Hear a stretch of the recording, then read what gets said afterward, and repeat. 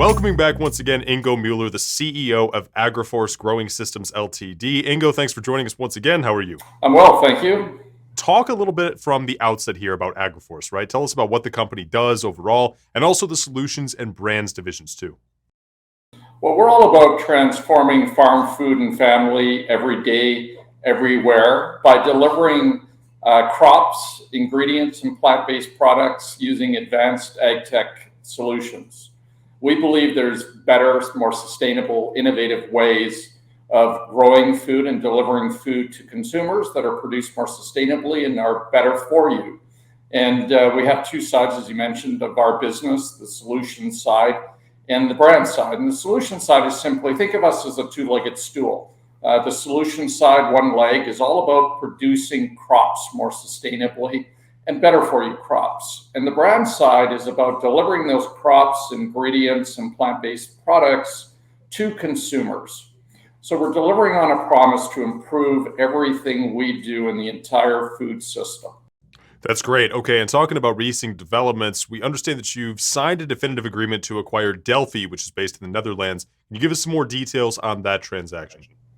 Yeah, well, we're very pleased to have or be in the final stages of closing that deal. It's really a structural, mechanical issue now of bringing the accounting of a Dutch company into U.S. GAAP. So we're very close to being in a place to get that done and closed, and feel good about the business. It's a global business or international business with 12 offices, 200 employees, approximately 30 million in top line revenue, and a profitable business. So, and then, levering that in everything we do. I mean, it's got an incredible knowledge base in arable farming, indoor farming, greenhouse farming, all of the disciplines that are going to shape our future. Sounds great. Now, Agriforce also has a binding LOI to acquire DeRoos Plants. What plans are in store for Agriforce and DeRoos together? Can you give us any context there? Well, it's extremely exciting. DeRoos, we actually are in the process of acquiring two elements. One, the business itself. It's an 800-person international business with over 2.1 million square feet of greenhouse space, 4 R&D labs that produces floriculture and horticulture, tissue culture clones. And the other side of what we're acquiring is a portfolio of intellectual property genetics related to plantation crops. And that's exceptionally exciting because that IP allows DeRoos to deliver what are very important crops to humanity, quite frankly. And those crops can now be produced more efficiently, more sustainably by virtue of the yield they're able to produce in a relevant plantation. So extremely exciting. And when you think about it, a lot of people don't perhaps appreciate, but use rubber, for example. Rubber plantations are the majority of the world's rubber supply. And they've produced a genetic that can actually increase the rubber tree's production by 50% and reduce its cultivation time by 1.5 years. So we're talking about a massive improvement in terms of yield per hectare.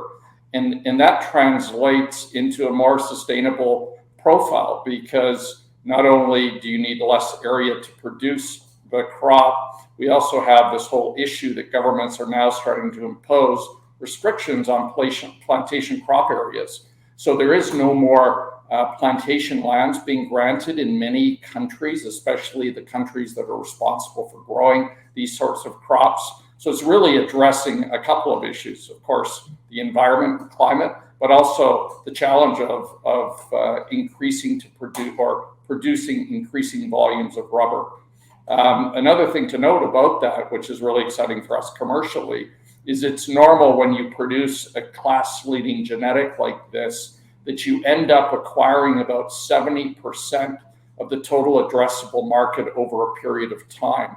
So in this case, many people may not think of it as a large market, but the rubber tree replantation, annual replantation market is 900 million per year.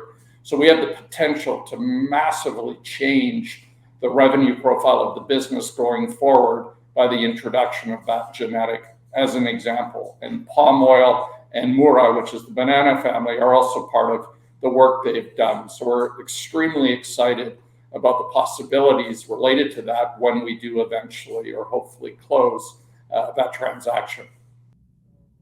Got it. Okay. And can you tell us more about the next generation greenhouse grow house? What the company has developed, what's unique about it, and what can we look forward to coming out of that?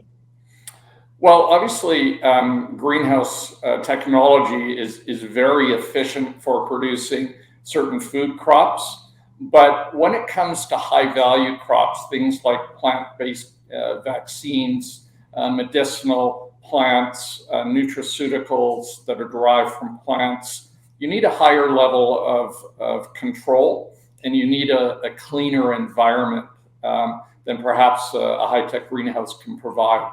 So we've developed what we think is the next generation of controlled environment facility that really allows us to take or produce these high-value crops in difficult growing environments, so very cold or very hot, and do it in a very sustainable way, because we're able to condition the climate and give the plants what they need in a more sustainable way.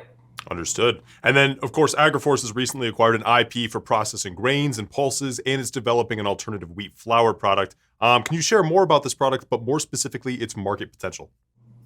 Well, we think the potential is enormous. It really has the ability to transform the average family's nutritional profile.